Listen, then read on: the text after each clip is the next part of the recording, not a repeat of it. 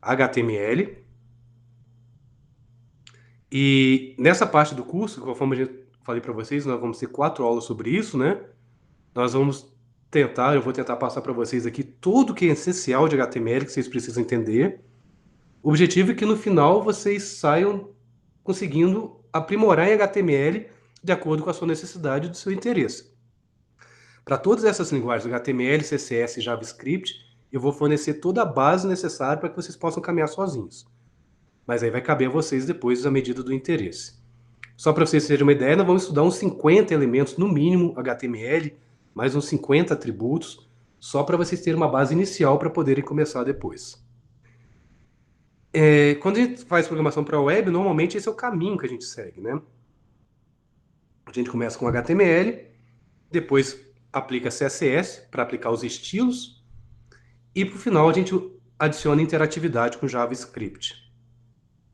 Tá? Então a gente vai fazer uma revisão de HTML, vamos estudar HTML, mas só para vocês entenderem como vai funcionar, essas aulas aqui vão ser mais... Vou colocar aqui para vocês. Não era esse que eu queria, não. É no outro aqui. Um minutinho só.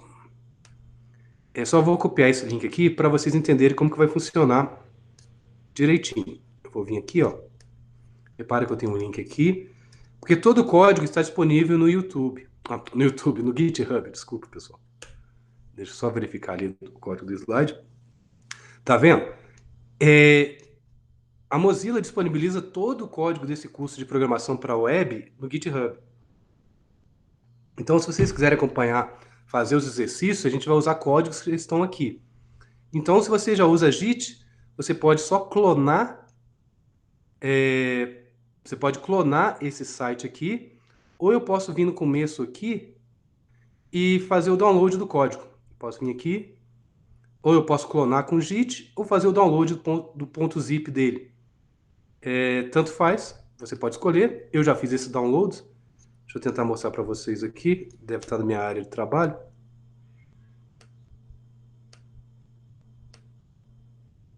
Deixa eu só apagar umas coisas aqui. Esse aqui se configura, deixa eu apagar isso aqui. Ou seja, eu fiz o download já. Está aqui dentro, todo esse código. E repare que aqui vai ter todo o código necessário para a disciplina, né? No meu caso aqui, repare a parte de HTML, a parte de JavaScript, a parte de CSS. No nosso caso aqui, a gente vai trabalhar dentro desse HTML aqui. Tá? Basicamente, que é como a gente vai fazer. Como que eu posso... Aí vocês têm a liberdade de usar um editor online, tipo CodePen, que eu mostrei para vocês. Vocês podem fazer localmente na máquina de vocês, com qualquer editor que vocês quiserem. E vocês vão ver na nossa aula prática que o próprio site do Mozilla, ele já tem um interpretador de JavaScript, de HTML, CSS lá. Vocês vão poder também resolver dentro do próprio site da Mozilla, caso vocês tenham interesse.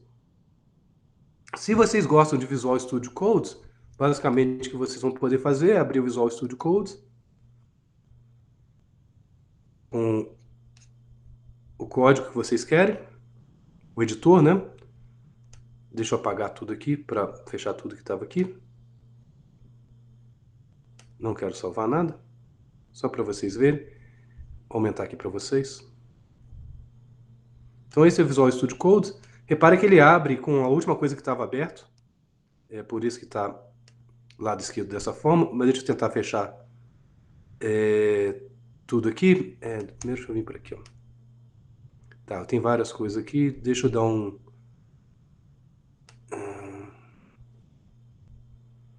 Na verdade não é o Close Editor que eu quero, não. É o...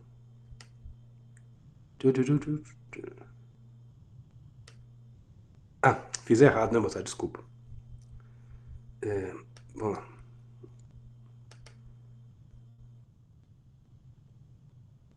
Visual Studio Code. Ok? Aí lembrando o que eu posso fazer? Eu posso arrastar, né? Eu estou na pasta HTML aqui. Deixa eu só voltar uma aqui. Se eu quiser trabalhar com HTML, eu posso vir aqui, arrastar para cá.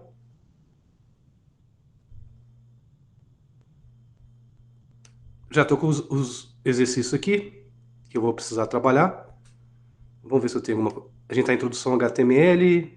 Deixa eu ver, vou pegar alguma coisa qualquer aqui. só para vocês poderem ver, vamos pegar o Get Started aqui, só para a gente ver. Como eu tenho aquela extensão Live Server instalado, eu posso clicar aqui em Go Live, que ele vai abrir para mim. Então já está funcionando, né? Foi uma página simples que eu fiz aqui. Tá, é assim que vocês vão utilizar o código-fonte, então, dentro da disciplina. Vocês vão entrar nesse endereço, vão fazer o download do código-fonte, que vai servir para o curso inteiro. Vai salvar numa pasta conveniente para vocês. E depois vocês vão poder trabalhar normalmente. Tendo feito isso, eu acho que a gente já pode agora já começar a disciplina em si. Tá? Só para vocês, para facilitar aqui, então a gente vai fazer o download aqui. Esses slides estão no site, tá? Tá no Moodle. No meu caso, eu extraí aqui no meu desktop. Aí lembrando, aqui está a parte, HTML é a parte do curso. Um curso é dividido em vários módulos. A gente está no módulo Introdução ao HTML. Cada módulo tem uma videoaula, uma aula pequena, por exemplo, Get Started, e onde está o meu código-fonte aqui. É só para vocês terem uma ideia. E conforme eu mostrei para vocês, a gente abre no Visual Studio. Aqui tem o passo a passo de como vocês replicarem isso que eu acabei de fazer. Se você tiver o Live Server instalado e mandar executar, funciona. Deixa eu verificar se tem alguma dúvida aqui. Ainda mais não. Então vamos voltar para a parte de hoje. Vamos lá. Deixa eu só conferir. Eu fiquei em dúvida aqui. Tá gravando, não tá? Tá gravando, tá tudo certinho. Tá, então vamos começar a aula de hoje. Vamos começar o módulo Introdução a HTML. Esse módulo é dividido em várias aulas pequenininhas. Por que são pequenos? Porque futuramente eu quero fazer em videoaula, não da forma como a gente está gravado aqui, mas editando a videoaula, deixando sem problema nenhum. E eu gosto de fazer videoaulas pequenas, porque se eu tiver que atualizar ou regravar alguma coisa, eu regravo uma parte muito pequena. Fica mais fácil para fazer a gestão. Então, todo slide começar com verde aqui, teoricamente é uma aula, mas lembra que é uma aula no sentido de videoaula, pequenininha, de 4, 10 minutos talvez, 5 minutos, 10 minutos.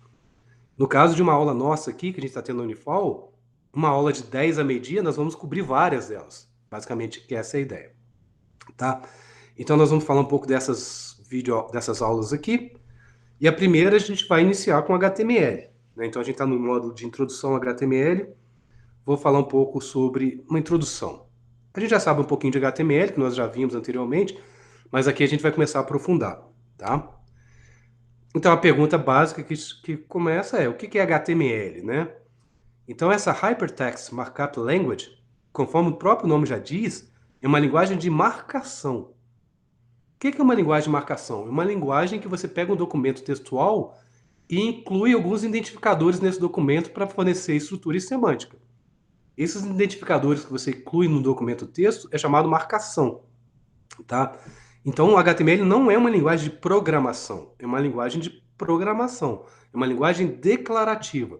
Você declara alguns elementos no seu conteúdo que você quer disponibilizar na web, e os navegadores web interpretam esses elementos que vocês marcaram, fornecendo estrutura e semântica para eles, significado para esses elementos. Então, se você for pensar, HTML é uma linguagem de marcação constituída de elementos. E esses elementos você aplica em trechos de texto que você quer disponibilizar na web.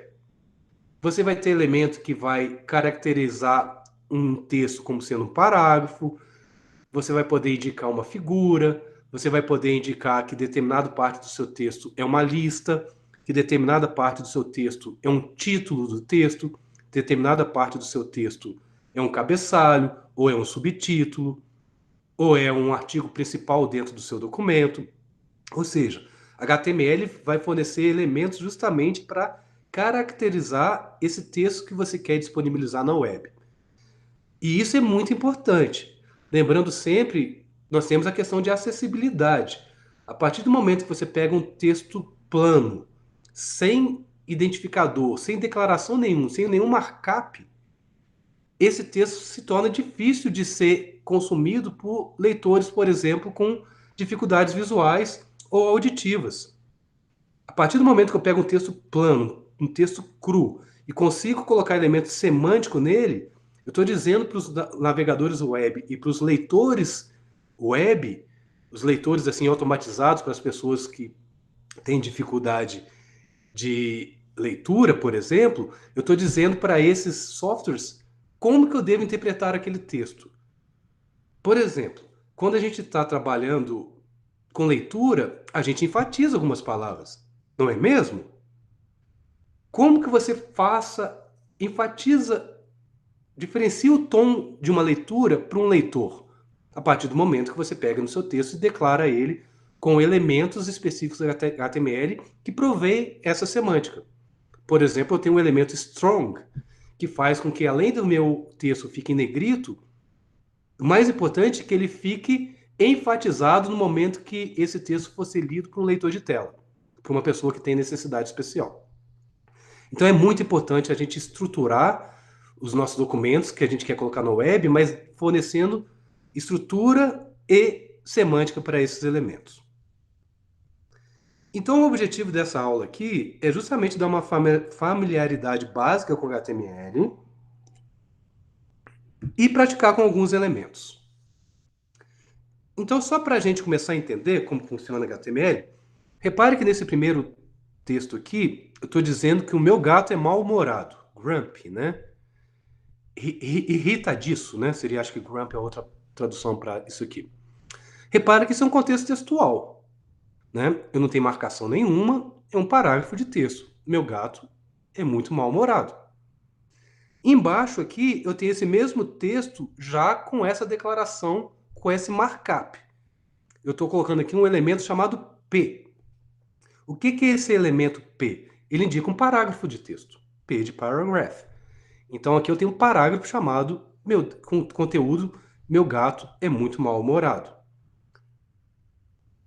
Primeira coisa que a gente tem que lembrar, que diferentemente de Java, que diferencia letras maiúsculas de letras minúsculas, HTML não.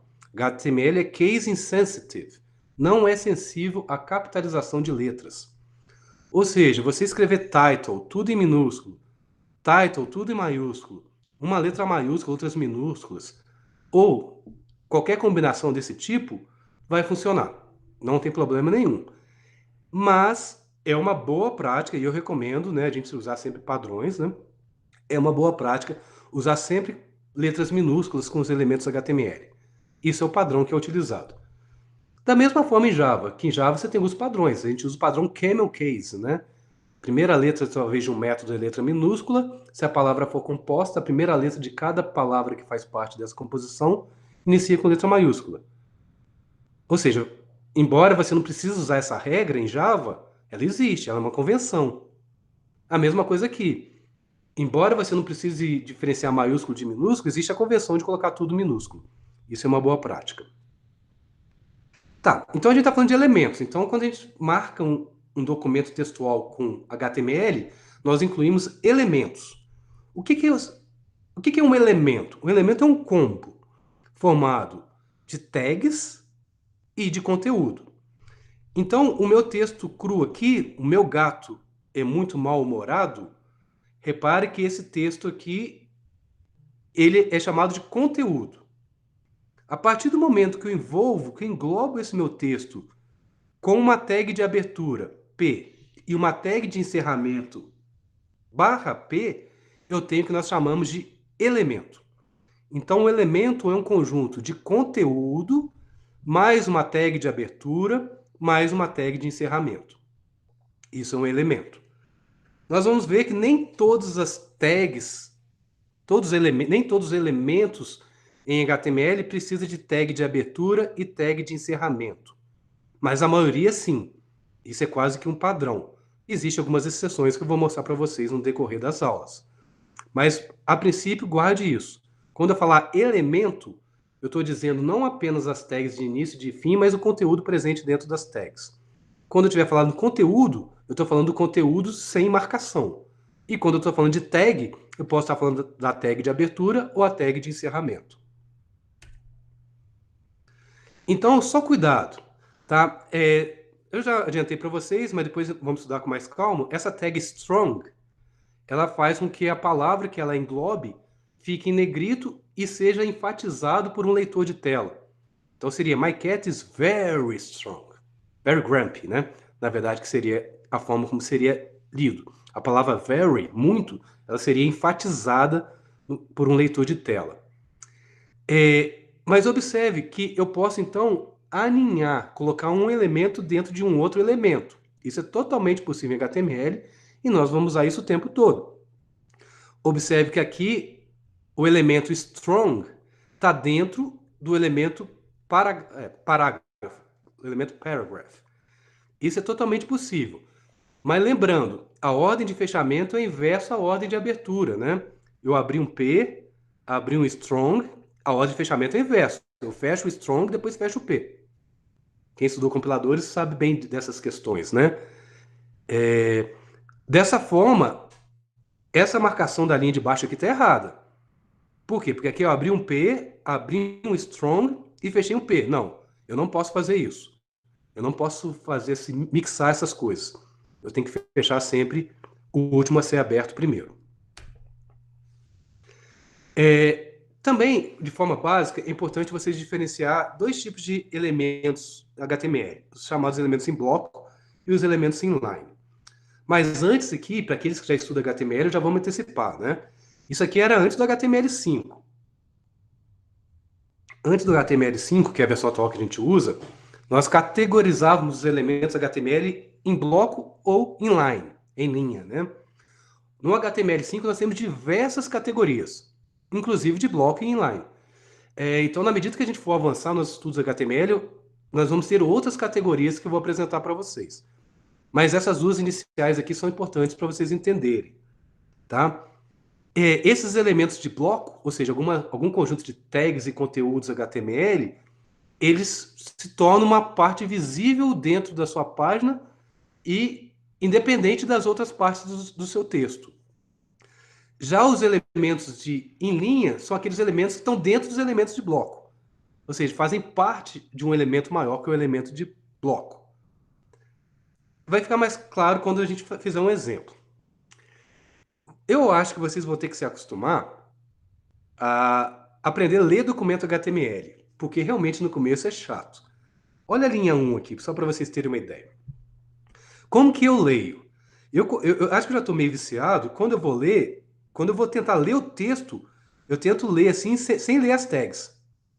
Eu leio só o conteúdo. Então eu estou lendo aqui first, second, third. Primeiro, segundo e terceiro. Ok?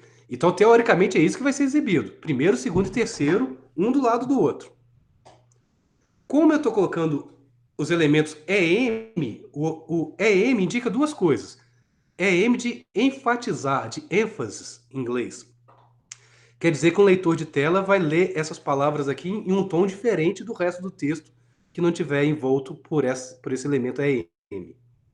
E além disso, vai mostrar itálico. O EM também, além de enfatizar a leitura para uma pessoa com necessidade especial, ele também deixa aquilo que foi envolto em itálico dentro dos navegadores web. Então, a primeira linha, eu leio primeiro, segundo e terceiro, sem espaço em branco, vai aparecer assim. Já a linha 3, repara que eu estou colocando fourth, fifth e sixth entre os elementos P, que são parágrafos. O elemento P indica um parágrafo, quer dizer que no final dele eu pulo uma linha. Então, a linha 3 vai ser exibido fourth, vou ter um pulo de linha, vai ser exibido fifth, vai ter um pulo de linha e vai ser exibido sixth. Diferente do primeiro caso. Ou em outras palavras, a primeira linha, a linha número 1, no navegador vai ficar igual lá em cima, lá, ó. First, second, third, tudo junto. Por quê? Porque é um elemento inline. Quer dizer que eu estou declarando, estou marcando aquele elemento em linha. Já o P é um elemento de bloco. Um elemento de bloco, ele reside dentro da sua própria linha, vamos pensar assim. Então eu tenho fourth, vai ser uma linha. Como é um parágrafo, ele vai pular um espaço, vai para a linha de baixo, vai escrever quinto e vai escrever sexto. Essa é a diferença entre um elemento inline e um elemento de bloco. Conforme eu disse para vocês, né, a linguagem HTML5 possui outras categorias, não são apenas categoria em bloco e inline, igual era antes de HTML5. Existem várias outras, só que a gente está começando com esses iniciais aqui, que são os básicos, né? Elementos em bloco e elementos inline. Deixa eu só verificar aqui se nenhuma dúvida. Ok. Existe um caso também de elementos que são chamados de elementos vazios. Conforme eu disse, nem todos os elementos seguem essa estrutura de tag de abertura, tag de encerramento. Alguns elementos não possuem isso. O elemento image, que é para nós incluirmos uma imagem no nosso documento HTML, é um desses exemplos. Ele não tem tag de encerramento, não preciso. Basta eu colocar image, que é o nome do elemento, img. Nós vamos ver que esse src aqui, source, isso é um atributo do meu elemento. Atributo é tudo aquilo que não é visível no navegador, mas que fornece informações adicionais para o funcionamento da web. No meu caso aqui, eu estou dizendo que eu tenho uma imagem e que ela reside nesse endereço, na web.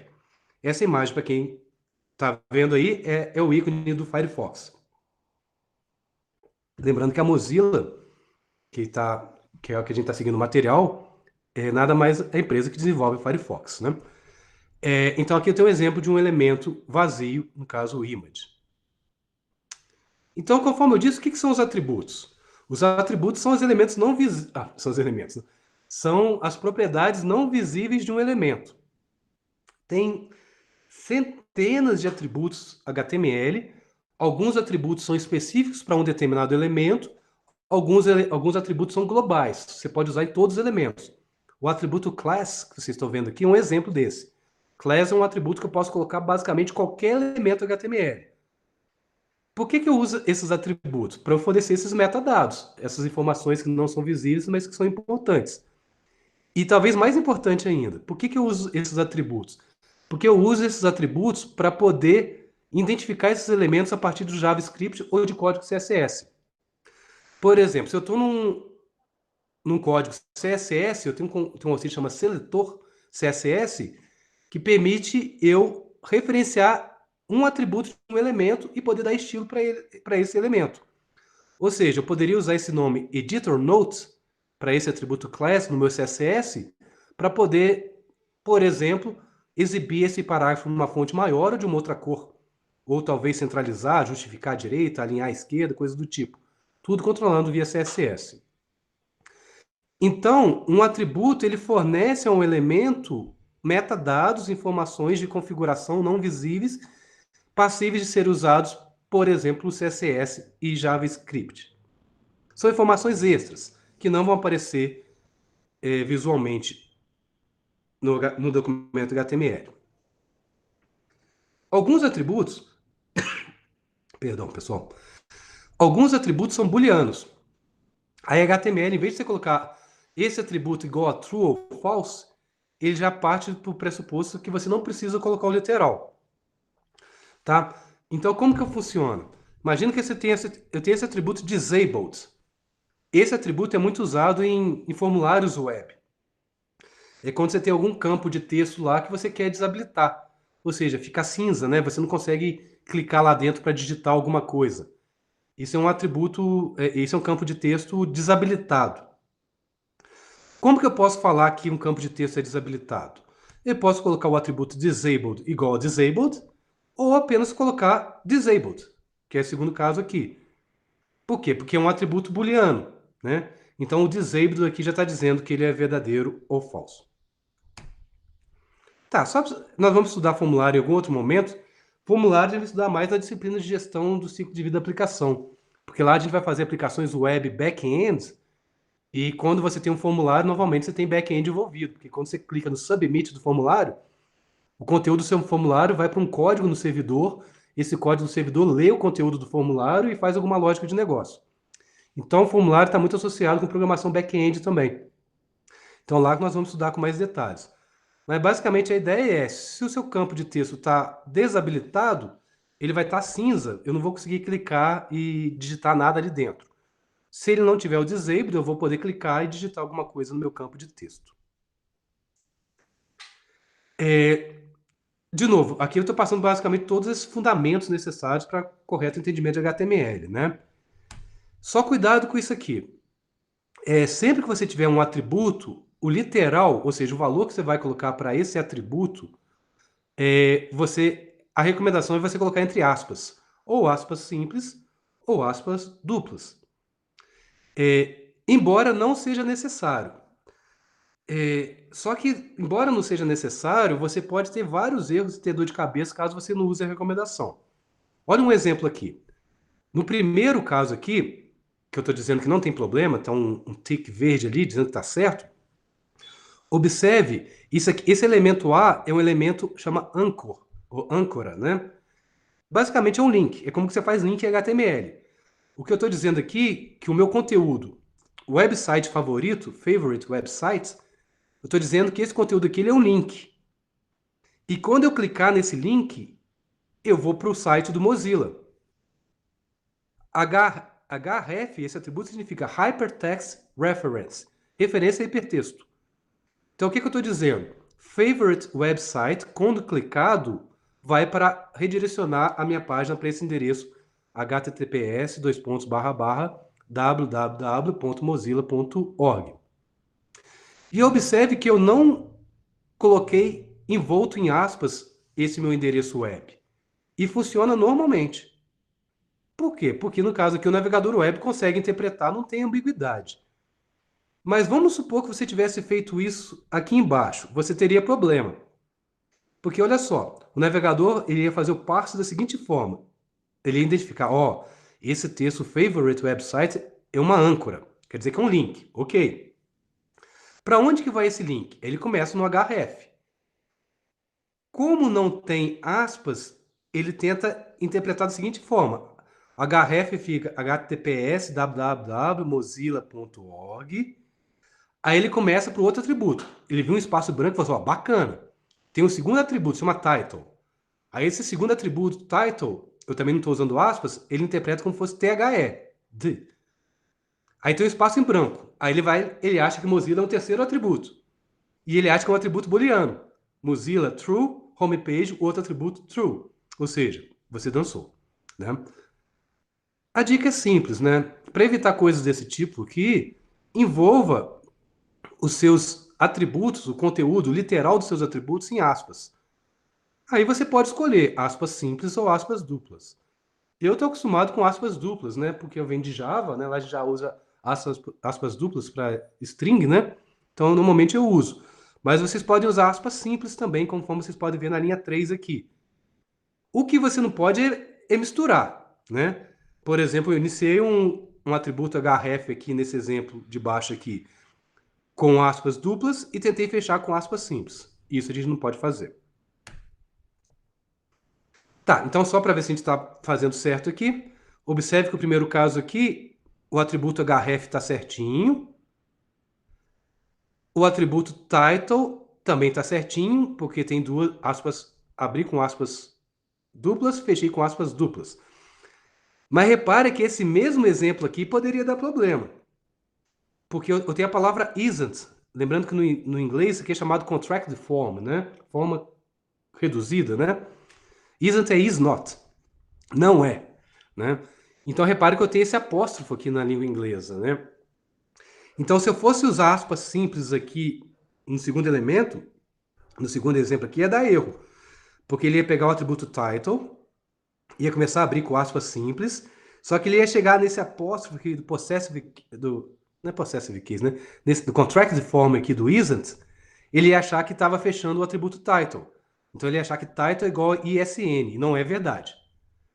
Para você resolver essa ambiguidade aqui, para dizer que esse apóstrofo aqui do isn't não é fechamento do literal title, você pode usar um caractere especial em HTML. Qual que é o caractere especial? Esse código aqui, ó, e-comercial, joguinho da velha, número 39, ponto e vírgula. Esse código aqui é justamente aspas simples. Aí você pode. É a mesma coisa quando você usa em C em Java caracteres de escape, né? Eu tenho uma string em Java. Mas dentro da string eu preciso exibir aspas. Eu coloco um barra antes dessas minhas aspas para indicar, para escapar o caractere, né? Para indicar que aquele caractere, o compilador tem que interpretar ele como presente na string, e não como um caractere de fechamento da string. É o mesmo exemplo. Deixa eu só ver se tem alguma dúvida aqui. Também ainda não. Então vamos lá. Então vamos falar de novo um pouco sobre... Eu tinha falado sobre a anatomia de um elemento HTML, né? Aqui eu vou falar um pouco só como que é a anatomia de um documento HTML, tá?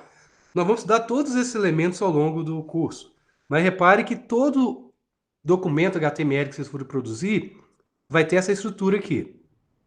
Na linha 1, que é chamado preâmbulo, você vai usar sinal de menor, exclamação, doctype, espaço, HTML e fechar a tag. Esse preâmbulo, ele evoluiu ao longo dos anos. O primeiro livro que eu li de HTML foi em 1996. Estava começando a especificação. Naquela época, o doctype, ele era enorme, tinha umas 3 ou 4 linhas, tinha transitional, DTD, era uma string super complexa, ninguém decorava essa string. Todo mundo copiava essa string, tinha no cantinho lá, toda vez que fosse fazer o documento HTML, copiava aquela string para a primeira linha do documento. No HTML5 é tudo facinho. O HTML5 padronizou que essa string tem essa carinha que vocês estão vendo aí. Exclamação doctype HTML. Então isso está dizendo que o seu documento é HTML5. Na linha 2 e linha 10 é onde fica o meu documento HTML propriamente dito. Seria a raiz, o elemento raiz de todo documento HTML, que tem um nome, HTML. Então todos os elementos que nós vamos criar HTML, eles ficam aninhados dentro do HTML. O primeiro alinhamento, nós temos o elemento head, que está descrito entre as linhas 3 e linha 6. Head, vocês vão ver que é todo elemento não visível de um documento. Head é aquilo do documento que não é visível. Ou seja, não aparece no navegador web visualmente. Mas é importantíssimo, porque fornece metadados, por exemplo, para as ferramentas de busca. Então, nós vamos colocar várias coisas importantes aqui dentro do head. E nós vamos, ao longo das aulas, trabalhar com isso. Um desses elementos é o conjunto de caracteres, que dá dentro do elemento meta. Eu tenho o atributo charset. Está vendo o TF8 aí? Eu estou dizendo que esse meu documento ele está usando codificação de caracteres UTF-8, que é o padrão praticamente de qualquer linguagem universal hoje em dia no mundo. O UTF hoje engloba caracteres em japonês, caracteres árabes, caracteres latinos também. Então, basicamente, é uma boa prática de programação sempre usar UTF-8. Essa tag, esse elemento title na linha 5, a gente vai ver também. Toda vez que você abre o navegador web, vocês devem ter percebido que aqui em cima, aqui na aba, ó, eu tenho um title. No meu caso aqui está Meet, disciplina, programação web. É justamente esse atributo title aqui. Esse title indica qual que é o título da aba do seu navegador web. Mas nós vamos estudar isso com mais calma depois também. E repare que também é aninhado ao HTML e irmão do head, vamos pensar assim, eu tenho o body. O body é onde coloca todo o seu texto que vai ficar visível no navegador web. Então, tudo que está dentro do elemento body vai aparecer visualmente dentro do navegador web, diferentemente do elemento head, que serve apenas como metadados. Então, essa é a anatomia, essa é a estrutura que todo documento HTML vai ter. Eu vou já até mostrar um macetinho para vocês. Se vocês estiverem começando com programação web, às vezes esses macetes são interessantes, né? Vou criar um documento qualquer aqui. Tem até aqui um erase me aqui, ó. Isso aqui é teste. Eu vou apagar aqui. Tá. Eu criei esse arquivo erase me só para teste mesmo, tá? Estou no Visual Studio, né? Visual Studio Codes. Se eu colocar porcentagem, repare que do lado direito aqui já deu um wizard para mim, né? Aí eu vou clicar Tab. Pronto, já preenche para mim. É tipo o PSVM no Eclipse, ou main no NetBeans, ou main no Eclipse, para você gerar o método main. No Visual Studio Code você já tem, só colocar exclamação, tab, ele já faz esse documento inicial para vocês, HTML, com doctype, com HTML, com body, com heads. E observe, coloca até umas informações a mais. A gente vai ver que essa aqui é muito importante caso a gente está trabalhando com sites responsivos, né? Que vai ser acessado via web, por navegadores web, tanto em PCs, como laptops, quanto, por exemplo, dispositivos móveis. Tá? Mas nós vamos discutir isso mais para frente também. É bem provável que lá na frente eu fale um pouco de Bootstrap com vocês. Aí a gente vai trabalhar um pouco com essa questão de layout responsivo. Vocês vão entender melhor. Então vamos lá. Outra característica importante que vocês têm que entender, que é simples, né? É a questão de espaços em branco, né? Em HTML. A pergunta é, por que a gente usa espaço em branco? Porque a gente viu em aula passada lá que para o computador, para o navegador web, tanto faz, né? Inclusive, quando chega o texto, um documento HTML no navegador, chega sem espaço em branco praticamente, né? Por quê? Porque o espaço em branco ocupa espaço em memória. Para você transmitir um documento respeitando os espaços em branco via web, ele gasta muito mais tempo do que você compactar esse documento eliminando os espaços em branco. Tá, então o espaço em branco para o navegador web, tanto faz. Ter ou não ter, para ele, tanto faz. Mas para o ser humano é muito importante, por causa da questão de facilidade de leitura. É o readability, né? Capacidade de você entender aquele texto. Então, se vocês forem pensar aqui, olha na linha 1, eu estou dizendo que eu tenho dogs are silly, eu tenho um parágrafo, e repare que na linha 3 e 4 eu tenho o mesmo parágrafo. Só que na linha 3 e 4 eu estou dando espaço em branco. Esses espaços em branco, assim, quando chegar para um navegador web, ele vai interpretar como se fosse apenas um espaço em branco. Para ele, tanto faz. Tanto faz. Mas para a gente é muito importante, porque às vezes eu vou querer readability, né? Eu falei um pouco para vocês sobre esses caracteres especiais. A boa notícia é que são poucos caracteres especiais que vocês têm que decorar. E acho que é bem trivial. Lógico, o sinal de menor é a abertura de tag em HTML. Então, se você precisar colocar um sinal de menor no seu texto para ser exibido no navegador web, em vez de colocar o sinal de menor, você tem que substituir pelo caractere especial. É o e-comercial LT, ponto e vírgula. Por que é LT? Less than.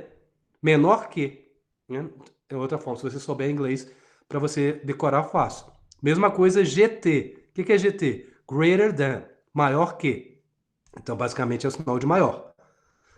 Para aspas duplas, eu tenho quotes. Para aspas simples, apóstrofo.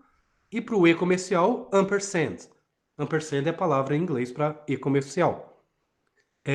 Então, toda vez que eu quiser que esses caracteres menor, maior, aspas duplas, aspas simples e e-comercial apareça em um documento HTML renderizado pelo meu navegador, eu tenho que substituí-los por esses caracteres especiais.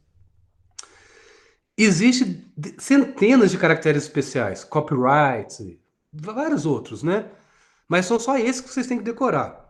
Porque quando você declara lá naquela tag, naquele elemento meta, dentro da tag heads, você fala UTF-8, você já indica que o navegador consegue interpretar qualquer um desses caracteres.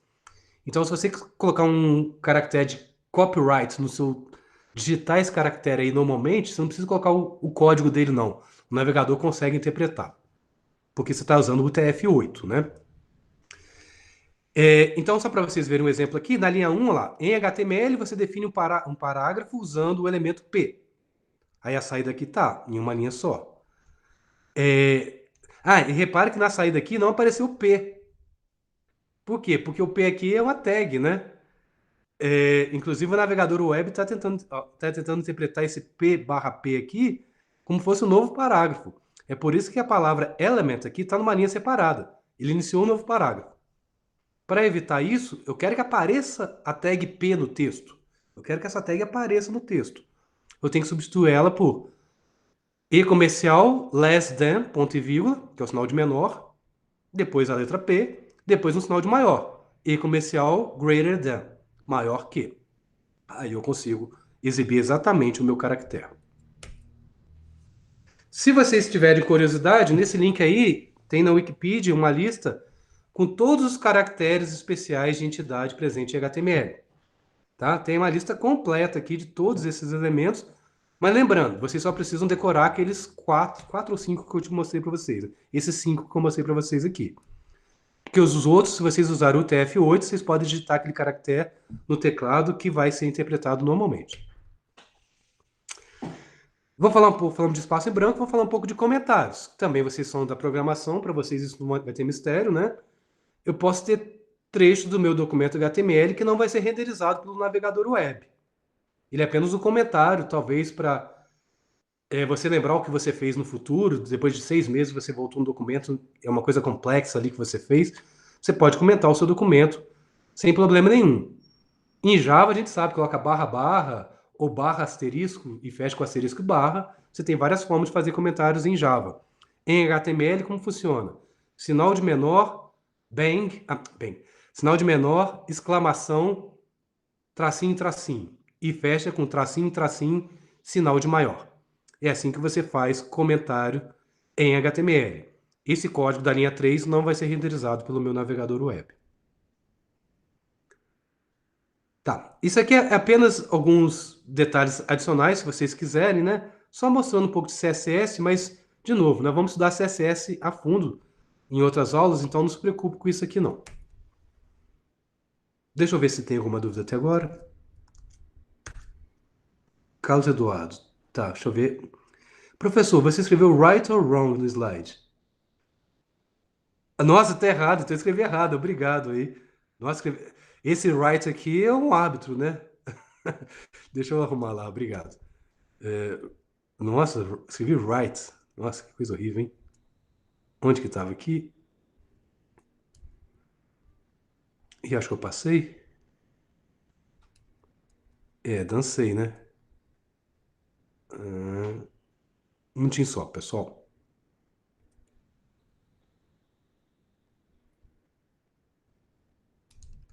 Nossa senhora, ai meu Deus do céu. Aqui, ó. Desculpa, muito obrigado, tá? Tem que atualizar no Moodle lá também.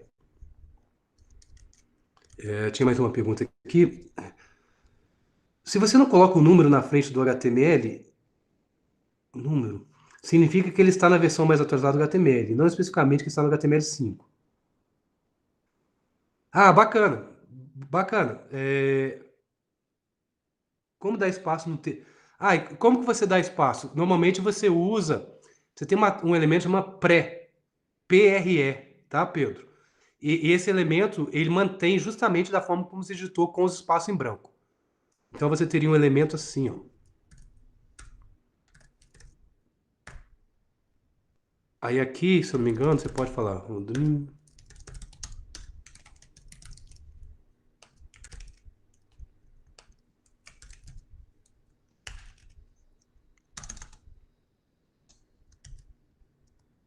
Deixa eu dar um Ctrl S aqui. Vamos ver aqui. Tem que mandar executar. Deixa eu parar aqui e voltar. Repare que agora eu mantenho os espaços em branco da forma como que eu quero. Tem várias formas, tá, Pedro? Mas é apenas uma. Foi o Cadu que deu outra dica pra gente ali? Deixa eu ver. Sim, o Cadu que deu a dica pra gente. Obrigado, tá, Cadu? Eu não sou especialista em front-end, né? O que você falou tá certo. É bom que vocês vão complementando essas coisas que às vezes eu não coloco no slide, né? Realmente, a gente coloca doctype, que é uma forma mais genérica, mas que você pode especificar exatamente qual que é a versão que você está usando. Então, é por isso que ninguém coloca o número hoje em dia, né? Que você coloca o doctype para você indicar, talvez, que seja a versão mais recente que você quer usar, tá? Tá, deixa eu voltar aqui. Então, é right or wrong. Deixa eu... Tava aqui, né? Tá, tá. Vamos lá. Vamos falar um pouco mais de detalhe aqui sobre o elemento head, que é a parte não visível de um documento HTML, né? Mas, de novo, que ela é importantíssima. Defino o conjunto de caracteres. É aqui que eu associo, por exemplo, minhas folhas de estilo em CSS. É aqui que eu forneço informações para bookmark. É aqui que eu forneço informações específicas para que as ferramentas de busca, no momento que for fazer uma busca, que a minha página apareça mais próxima lá das primeiras opções do resultado de busca. Ou seja, é uma parte muito importante de HTML entender o correto funcionamento do elemento head, embora ele não seja visível nos navegadores web, né? Então, o head é a parte do documento HTML que não é visível, não é exibido pelo navegador web no momento que é carregada a página. Então, qual que é o objetivo aqui dessa mini aula aqui, né? É falar um pouco sobre o elemento head, para que a gente serve, pra ele serve, né? E por que é importante ter isso aqui no documento HTML. Então, conforme eu já adiantei para vocês, eu já deixo de cara para vocês essa boa prática, né? Sempre que for colocar um elemento head, coloque esse elemento meta com o atributo charset para UTF-8, porque aí você, teoricamente, vai poder usar qualquer caractere de qualquer idioma usado no mundo, tá? É meio que uma boa prática. Existem outros códigos de caractere, mas eu não recomendo, porque senão você vai poder ter algum problema. Imagine, por exemplo, você quer exibir algum trecho do documento em japonês. Se você tiver com um conjunto de caracteres codificado errado, pode ser que alguns navegadores não consigam exibir aquele conteúdo. Por que eu estou falando pode ser? Porque hoje em dia os navegadores são muito inteligentes no sentido de já interpretar qual que é o conjunto de caracteres com base no texto. Então muitos vão conseguir renderizar. Mas você nunca sabe se o seu usuário está usando um navegador recente ou está usando um navegador muito antigo. Navegadores muito antigos pode ser que você tenha problema, tá? Então, para evitar isso, sempre define no head qual que é o conjunto de caracteres usado no seu documento web. Se você quiser ver, até coloquei um exemplo aqui, ó. Tente ir em algum dos seus sites favoritos e use as ferramentas de desenvolvedor para verificar o head. Vocês vão ver que tem todo o site, né? Vamos pegar um qualquer aqui. Vamos pegar o do Unifal, né? Vamos pegar um aqui. Opa, o não? Unifal. Só para vocês verem, vou entrar aqui no Unifal. O site do Unifal é feito em WordPress. Nós vamos ter uma aula sobre o WordPress também. Mas só para vocês terem uma ideia, eu posso pegar qualquer lugar aqui, botão direito, mandar inspecionar elemento. Vou abrir o Browser Developer Tools. Eu estou no Safari, mas tem para todo o navegador, né? A gente já viu isso. Aqui, ó. Tá vendo? Eu tenho um head. Olha o tamanho do head aqui da Unifal. Opa, não consegui selecionar. Começa aqui, ó. É a parte do head dentro do aqui do Unifal. Olha o tanto de coisa que eu posso colocar dentro do head, né? É só para vocês verem que toda página que vocês acessarem, vocês podem inspecionar e ver qual que é o head. Aqui ele está fazendo link para algumas folhas de estilo, está colocando algumas coisas do tipo de viewport para parte responsiva, né, para servir também para dispositivos móveis. Mas a gente vai entrar em detalhes disso aqui em um outro momento, né? Deixa eu ver aqui. Vamos lá. Um outro elemento muito importante dentro do head é o title. Conforme eu já falei para vocês, o title indica qual que é essa string que fica na aba aqui do seu documento, né? Eu posso definir qual que é essa string, basta usar o atributo title do meu head. E conforme eu também já disse, né, o elemento meta com o atributo charset, ele configura qual que é o esquema de caracteres utilizado pelo seu documento web. No meu caso aqui, o UTF-8 é um conjunto universal que basicamente tem todos os caracteres de qualquer idioma usado no planeta Terra, vamos dizer assim, né? Então, é uma boa ideia sempre configurar esse elemento meta com esse atributo charset em toda a página que você for criar. Aqui uns outros exemplos. Isso aqui está lá na nossa documentação de referência no sítio do Mozilla, lá no sítio eletrônico do Mozilla. Eu já fiz esse teste, já vou dizer para vocês que mesmo sem colocar o TF8, eu consigo exibir esses caracteres em japonês. Mas aqui está um print screen de uma versão antiga do Chrome que não exibia. Aqui, por exemplo, imagina que naquele elemento meta, no atributo charset, alguém configurou para ISO 88591, que é um outro esquema de codificação, diferente do UTF-8. Se você tivesse feito isso e tivesse algum caractere em japonês, repare que o navegador web se perderia e não conseguiria renderizar. É por isso que a gente recomenda sempre usar o UTF-8, para evitar coisas desse tipo. Eu posso, inclusive, colocar algumas informações, meta-informações, sobre autor, descrição daquele documento web, dentro do meu elemento head. Ou seja, eu posso usar o atributo name do elemento meta, que está dentro do elemento heads, e fornecendo talvez um breve resumo daquela minha página. No meu caso aqui, olha, por exemplo, eu estou fazendo uma descrição do conteúdo da página do Mozilla. Aí eu tenho uma breve descrição do que ela faz. Por que isso é importante? Porque se você fizer bookmark, ou seja, se você quiser fazer o bookmark de um link para voltar dele depois, o texto que vai aparecer dentro do seu bookmark lá, do seu navegador web, vai ser esse texto que você definiu aqui. Qual que é a outra vantagem? As ferramentas de busca, elas leem o conteúdo desses atributos meta para ranquear as páginas nos resultados de saída. Vocês nunca viram falar dessas empresas que às vezes ganham dinheiro só para colocar a sua página lá no topo das buscas do Google? Eles trabalham muito com essas questões aqui, né, de como colocar o meta certinho, como colocar as palavras-chave, para você poder justamente elencar melhor o seu site. Então, isso tudo é importante, esse elemento meta é muito importante para você, por causa dessas palavrinhas aí, ó. Search Engine Optimization, otimização de ferramentas de busca, tá? Quando você torna o seu documento web mais descritivo com esses elementos meta dentro dos elementos heads, você facilita a vida das ferramentas de busca no momento de fazer consulta, por exemplo, no Google, coisa do tipo. Tá, e nós vamos estudar várias aulas aqui sobre CSS e JavaScript.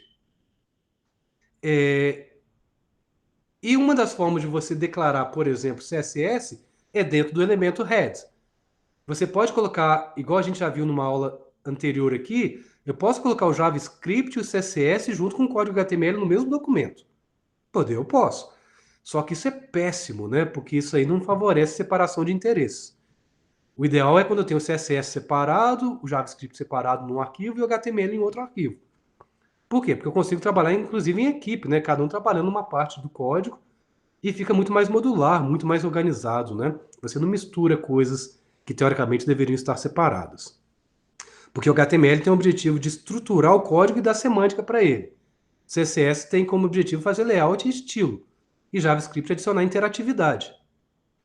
Então são coisas distintas, os assuntos são diferentes. Então a gente não compensa misturar tudo na mesma documento, não. Por que eu estou falando tudo isso? Porque, por exemplo, nós temos o elemento link que fica dentro do heads. E olha o que eu estou dizendo aqui. Eu estou dizendo que o meu elemento link, eu tenho dois atributos. O rel, que é relativo, relacionamento, e o href, que é referência. Eu estou dizendo aqui, ó, todos os meus estilos CSS vão estar no arquivo separado do meu documento HTML. Esse arquivo está no mesmo diretório que o meu documento HTML e chama mais cssfile.css. E qual que é a relação desse arquivo CSS com o meu documento HTML? Ele é uma folha de estilo, style sheet. É isso que eu estou dizendo. Então, toda vez que eu quiser associar folhas de estilo CSS com documento HTML e colocar essa folha de estilo fora do meu documento HTML para deixar mais organizado e permitir reuso de folha de estilo entre diferentes documentos HTML, basta eu colocar o elemento link dentro do elemento head do HTML e colocar dois atributos. O atributo rel, que indica qual que é esse relacionamento, falando que o meu recurso, no meu caso, é uma folha de estilo, e o href, indicando aonde está essa folha de estilo. Eu tenho um outro elemento que esse não precisa ir dentro do heads. É o elemento script. Conforme vocês podem ver aqui, o script eu indico qual que é o arquivo JavaScript que vai estar associado com o meu documento. Então aqui é um pouco diferente, o meu elemento chama script e não chama link, ele chama script, e tem um atributo src de source, indicando onde está o código-fonte. No meu caso aqui, eu estou dizendo que eu tenho um arquivo de script em JavaScript chamado myjsfile.js e que esse arquivo de script está no mesmo diretório do meu documento HTML e ele é acessado a partir do atributo source do elemento script. Só cuidado, porque lembrando que o JavaScript ele vai adicionar interatividade nos elementos HTML. Então, uma boa prática é que você não coloque esse elemento script dentro do head, porque o head quando o navegador web vai fazer um parse, ele faz de cima para baixo, né? Então, quando ele está no heads, ele não carregou nenhum elemento, body, nenhum parágrafo, não carregou nada. Se você coloca um script ali, e seu script teoricamente acessa algum desses elementos, esse elemento pode não ter sido carregado ainda pelo navegador web. Aí você vai ter um erro. Então, uma dica é, se você for colocar um elemento script, coloque ele ou no início do body, para você já ter ali juntamente com o carregamento, ou lá no final do seu código. Quando todo conteúdo HTML já ter sido feito parse pelo navegador web, já ter sido criado o DOM, que é aquela estrutura que representa o seu documento na memória, para aí sim você poder aplicar o seu JavaScript. Apenas uma observação aqui, né? O elemento script precisa de uma tag de encerramento, né? E eu posso usar, inclusive, o elemento script. Se eu não quiser apontar para ninguém, eu posso, dentro da própria página, conforme a gente viu, colocar script, colocar o conteúdo ali dentro do meu script e barra script no final.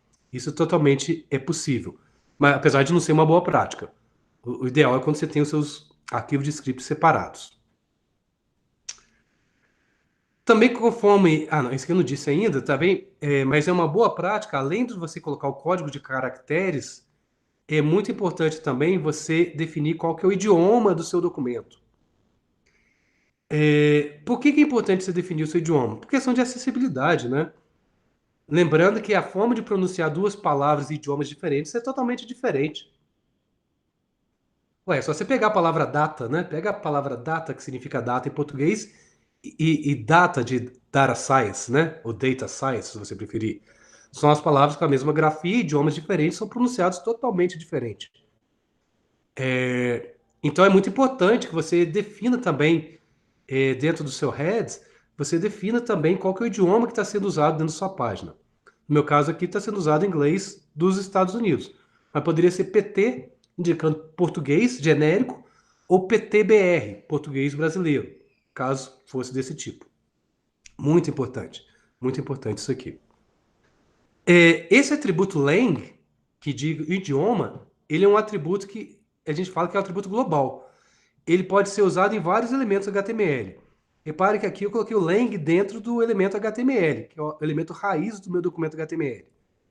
Mas eu posso, inclusive, ter uma página que ela é em inglês, lá no heads definido assim, mas se eu tiver um parágrafo em japonês, eu posso criar também. Dentro do meu documento lá, naquele trecho específico que o meu idioma está mudando, eu posso colocar um elemento, por exemplo, span, com o atributo lang, no meu caso JA, falando que é japonês.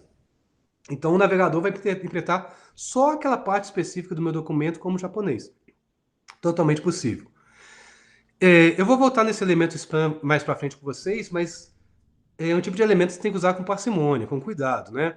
Porque mesma coisa do spam, o div, o i, o b, você tem uns elementos em HTML que não têm poder semântico.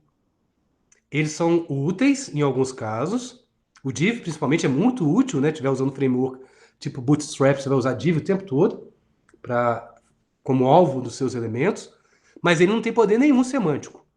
O navegador apenas interpreta aquilo ali como trecho de texto. A gente não tem que ter cuidado no usar eles, né? Mas eu vou discutir um pouco isso com você mais para frente. O span é um desses elementos não semânticos, né? Serve apenas para você marcar uma parte do seu texto, mas não quer prover nenhum significado semântico. Mas para você poder usar esse elemento como target, como alvo, a partir de CSS ou JavaScript. Se vocês tiverem curiosidade, né? Aqui eu tenho o padrão ISO, né, que define esses códigos, PT, PTBR, EN, né? É um padrão da ISO, né? De todos os idiomas usados no mundo, para quem tiver curiosidade. Por hoje, eu queria chegar onde eu queria chegar, era só isso. Eu estou particionando as aulas direitinho, assim, para que a gente consiga cumprir e, ao mesmo tempo, eu não sobrecarregue vocês. Aí toda a aula, no final, dando tempo, que eu acho que vai dar tempo no nosso caso aqui agora, eu vou parar a gravação e vou ficar disponível justamente para a gente ficar debatendo o entendimento, caso seja de interesse de vocês. Então eu vou voltar aqui. Eu vou pedir encarecidamente para vocês estão vendo aí, essa pessoa estava querendo participar da aula. Eu não tinha visto, eu vou permitir. Mas, novamente, para evitar isso, loguem com o e-mail do BCC. A Unifal fez uma parceria com a Google, estabeleceu um convênio.